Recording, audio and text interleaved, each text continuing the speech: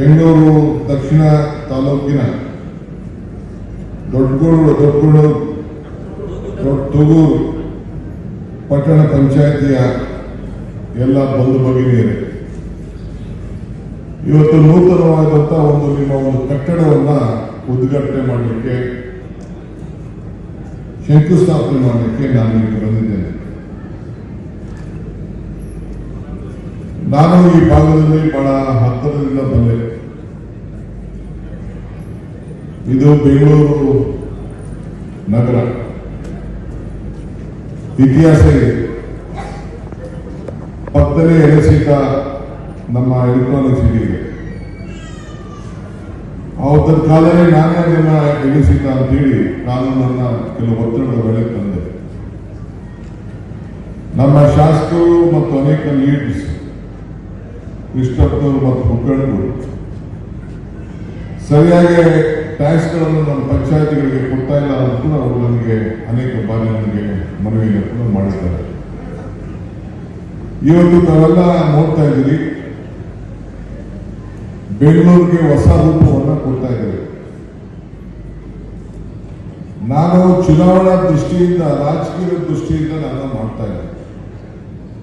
ಈ ಗ್ರೇಟರ್ ಬೆಂಗಳೂರು ಮಾಡಿ 5 ಕಾರ್ಪೊರೇಷನ್ ಮಾಡಬೇಕು ಅಂತ ಹೇಳಿ ತೀರ್ಮಾನ ಮಾಡಿ ಈಗಾಗಲೇ ಗವರ್ನರ್ ಸಮ್ಮತಿ ಕೊಟ್ಟು ವಿಧಾನಸಭೆಯಲ್ಲಿ, ವಿಧಾನ ಪರಿಷತ್ತಲ್ಲಿ ಅಂಗೀಕಾರವಾಗಿ ಸುಪ್ರೀಂ ಕೋರ್ಟ್ ಕೂಡ ನಾನು ಎಲೆಕ್ಷನ್ ಮಾಡ್ತೀನಿ ಅಂತೇಳಿ ಅಫಿಡವಿಟ್ ಅನ್ನ ಫೈಲ್ ಮಾಡಿದ್ದೇವೆ.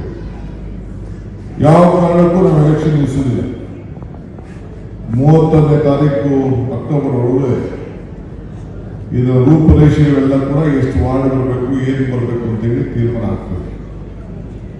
ಈ ಮಧ್ಯದಲ್ಲಿ ನಿಮ್ಮ ಶಾಸಕರು ಮತ್ತು ನಮ್ಮ ಮುಖಂಡರುಗಳೆಲ್ಲ ಸೇರಿ ಇದು ಕೂಡ ಗ್ರೇಟರ್ ಬೆಂಗಳೂರಿಗೆ ಸೇರಬೇಕು ಅಂತೇಳಿ ನನ್ನ ಹತ್ರ ಒತ್ತಡವನ್ನು ಮಾಡ್ತಾ ಇದ್ದಾರೆ.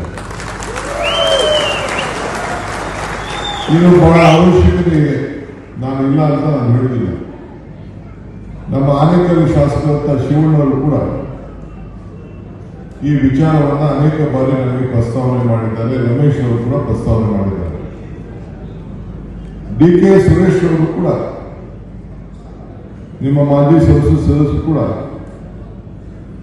ಎಲ್ಲೆಲ್ಲಿ ಅಭಿವೃದ್ಧಿ ಆಗಿದೆ ಅದೆಲ್ಲ ಹೊಸದಾಗಿ ದಕ್ಷಿಣ ಏನು ಬೆಂಗಳೂರು ನಗರ ಕಾರ್ಪೊರೇಷನ್ ಸ್ಥಾಪನೆ ಆಗಿದೆ, ಅದಕ್ಕೆಲ್ಲ ಕೂಡ ಹೊಸ ಕಾರ್ಪೊರೇಷನ್ ವ್ಯಾಪ್ತಿಯೇ ಸೇರಬೇಕು ಅಂತ ಕೂಡ ನನ್ನ ಹತ್ರ 16 ಬಾರಿ ಚರ್ಚೆಯನ್ನು ಕೂಡ ಮಾಡಿ ಈಗಾಗಲೇ ಅದಕ್ಕೆ ನೀಲನಕ್ಷೆಯನ್ನು ನಾವು ತಯಾರು ಮಾಡಿದ್ದೇವೆ. ಸದ್ಯಕ್ಕೆ ಏನು ಕಾರ್ಪೊರೇಷನ್ ಒಳಗಡೆ ಇದೆ, ಈ ಹಳೆ ಕಾರ್ಪೊರೇಷನ್ ಎಲೆಕ್ಷನ್ ಆಗ್ತದೆ. ನಿಮ್ಮ ಬಹಳ ವರ್ಷದಿಂದ ನಿಮಗೆ ಅಧಿಕಾರ ಕೊಟ್ಟಿಲ್ಲ ನಾವು, ಬಿಜೆಪಿ ಸರ್ಕಾರ ಇರ್ಬೋದು, ಕಾಂಗ್ರೆಸ್ ಸರ್ಕಾರ ಇರ್ಬೋದು. ಇದಕ್ಕೆ ನಾನು ನಿಮ್ಮ ಎಲೆಕ್ಷನ್ ಮಾಡಬೇಕು ಅನ್ನೋದಕ್ಕೆ ನಾನು ಬದ್ಧ ಇದ್ದೇನೆ. ಮುಂದಕ್ಕೆ ಕಾರ್ಪೊರೇಷನ್ ಚುನಾವಣೆಯ ವ್ಯಾಪ್ತಿಯ ಗಮನದಲ್ಲಿ ಇಟ್ಕೊಂಡೆ ಇದಕ್ಕೂ ಕೂಡ ಎಲೆಕ್ಷನ್ ಅನ್ನ ಕೂಡಲೇ ಅದಕ್ಕೆ ಮಾಡಲಿಕ್ಕೆ ಎಲ್ಲ ತರಹದ ಕ್ರಮವನ್ನು ಕೈಗೊಳ್ತೇವೆ ಅನ್ನೋ ಮಾತನ್ನ ಈ ಸಂದರ್ಭದಲ್ಲಿ ಹೊಸ ಪಟ್ಟಣ ಪಂಚಾಯಿತಿ ಮತ್ತು ಕಾರ್ಪೊರೇಷನ್ ಎರಡು ಸಮಾನತೆಯಿಂದ ಮುಂದಕ್ಕೆ ಹೋಗಬೇಕಾಗ್ತದೆ. ಯಾಕೆಂದ್ರೆ ನಿಮ್ಮನ್ನ ನಾವು ದೂರ ಇಡಲಿಕ್ಕಾಗುವುದಿಲ್ಲ. ನೀವು ಬೆಂಗಳೂರಿನ ದಕ್ಷಿಣದ ಕಾರ್ಪೊರೇಷನ್ ವ್ಯಾಪ್ತಿಯಲ್ಲೇ ನಿಮ್ಮನ್ನು ಕೂಡ ನಾವು ಸೇರಿಸಬೇಕಾಗ್ತದೆ. ಈಗ ನೀರಿನ ವಿಚಾರದಲ್ಲಿ ಈಗಾಗಲೇ ಸುರೇಶ್ ಅವರು ಹಿಂದೆ ನನ್ನ ಹತ್ರ ಪ್ರಸ್ತಾವನೆ ಮಾಡಿ ಸ್ಯಾಂಕ್ಷನ್ ಮಾಡಿಸಿದ್ರು. ಈಗ ನಮ್ಮ ಕೃಷ್ಣಪ್ಪನವರು, ಗೋಪಿನಾಥ್ ಮತ್ತು ನಮ್ಮ ಎಲ್ಲ ರಮೇಶ್ ಆದಿಯಾಗಿ, ರಾಮಾಜಿಗೌಡ ಆದಿಯಾಗಿ ಈ ನೀರನ್ನ ಕೊಡಬೇಕು ಅಂತೇಳಿ ಹೇಳಿದ್ದಾರೆ. ಇದು ಕೂಡ ನಾನು ಕೂಡಲೇ ಒಂದು ವಾರದಲ್ಲೇ ಒಂದು ಮೀಟಿಂಗ್ ಮಾಡಿ ಇದಕ್ಕೂ ಕೂಡ ಕಾವೇರಿ ನೀರನ್ನ ಯಾವ ರೀತಿ ಹಂಚಬೇಕು ಅನ್ನೋದನ್ನು ಕೂಡ ನಾನು ಸರಿಪಡಿಸಿದ್ದೇನೆ ಅನ್ನೋ ಮಾತು ಕೂಡ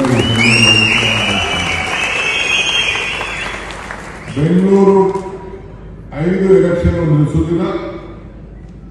ನಿಮ್ಮಲ್ಲಿರುವಂತಹ ಏನು ಹೊಸದಾಗಿ ನಾವು ವಶ ಮಾಡಿದ್ದೇವೆ, ಪಟ್ಟಣ ಪಂಚಾಯಿತಿ CMCಗಳನ್ನ ಏನ್ ಮಾಡಿದ್ದೇವೆ, ಜನಸಂಖ್ಯೆ ದೊಡ್ಡ ಬೆಳೆದಿದೆ, ಅದನ್ನೆಲ್ಲ ಕೂಡ ಮುಂದಿನ ದೃಷ್ಟಿಯಿಂದ ನಿಮ್ಮ ಭಾಗವನ್ನ ಎಕ್ಸ್ಟೆಂಡ್ ಮಾಡಿ ಬೆಂಗಳೂರು ನಗರದ ಕಾರ್ಪೊರೇಷನ್ ಅಲ್ಲಿ ಏನೆಲ್ಲ ವ್ಯವಸ್ಥೆ ಇದೆ ಆ ವ್ಯವಸ್ಥೆಗೆಲ್ಲ ಕೂಡ ನೀವು ಹೊರ ಇದ್ದೀರಿ ಅನ್ನೋ ಮಾತನ್ನು ಕೂಡ ಈ ಸಂದರ್ಭದಲ್ಲಿ ನಾನು ಗಮನಿಸ್ತಾ ಇದ್ದೇನೆ. ಈಗಾಗಲೇ 28 ಕೋಟಿ ರೂಪಾಯಿ ವೆಚ್ಚದ ಅನೇಕ ಕಾಮಗಾರಿಗಳನ್ನ ಈ ಒಂದು ಪಟ್ಟಣ ಕಂಡ ವ್ಯಾಪ್ತಿಯಲ್ಲಿ ಅನುಮತಿ ಕೂಡ ನಾನು ಕೊಟ್ಟಿದ್ದೇನೆ.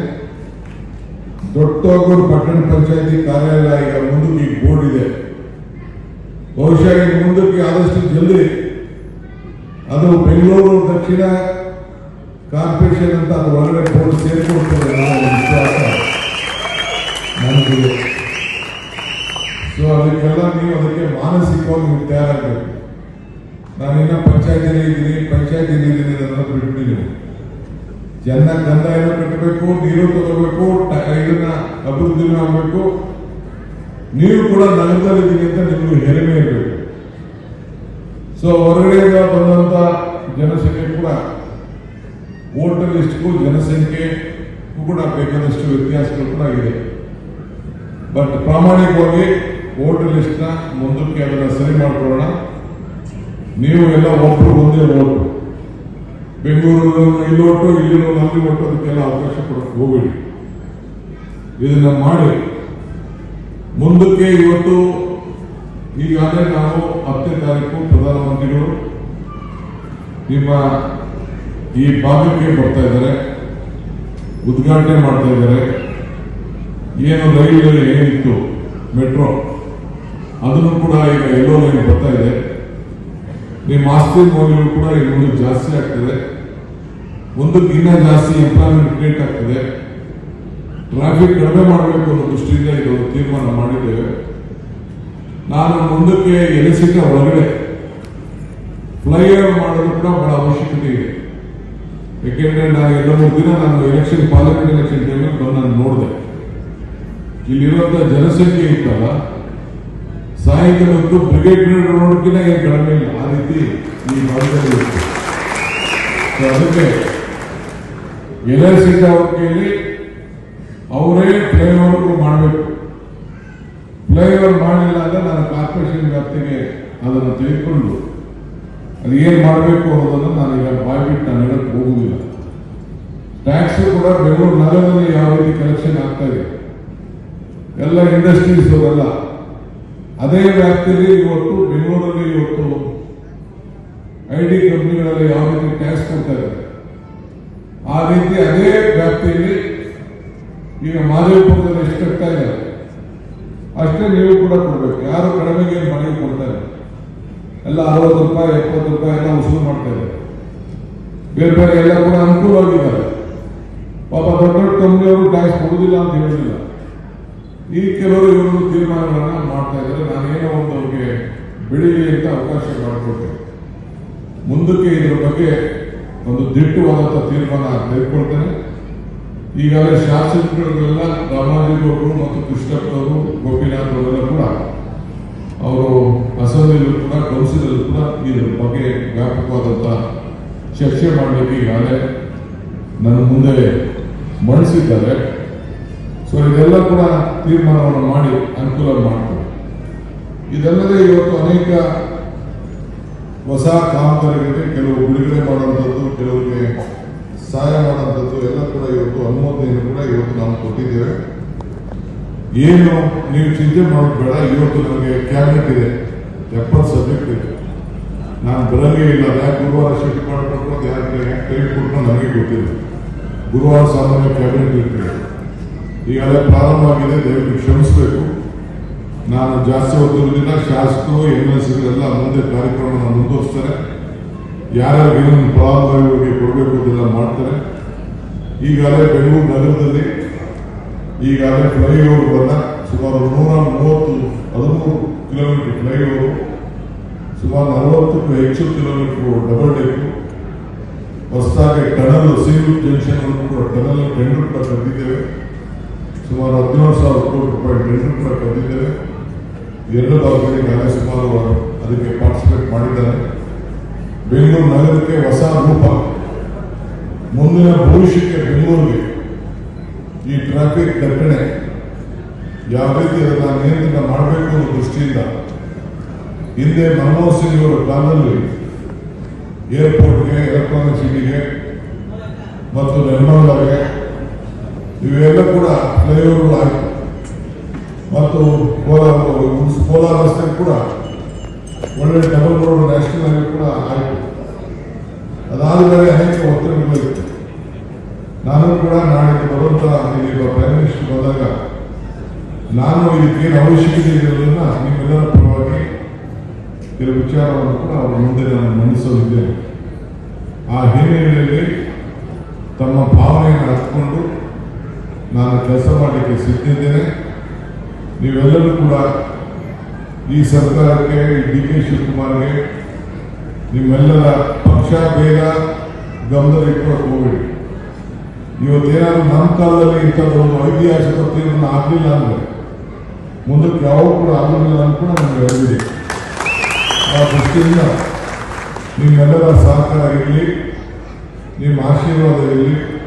ಇಷ್ಟು ಮಾತ್ರ ಹೇಳಿ ಎಲ್ಲ ವೇದಿಕೆಗಳನ್ನೆಲ್ಲ ಗಣ್ಯರಿಗೆ ವಂದಿಸಿ ಶುಭ ಹಾರೈಸಿ, ತಮಗೂ ಕೂಡ ಎಲ್ಲ ವಂದಿಸಿ ಶುಭ ಹಾರೈಸಿ, ನಾನು ಕ್ಯಾಬಿನೆಟ್ ಹೋಗೋದ್ರಿಂದ ನನ್ನ ನಿರ್ಗಮನಕ್ಕೆ ತಾವು ಅನುಮತಿಯನ್ನು ಕೊಡಬೇಕು ಅಂತೇಳಿ ಪ್ರಾರ್ಥಿಸಿ ನಾನು ಮಾತನಾಡ್ತೇನೆ.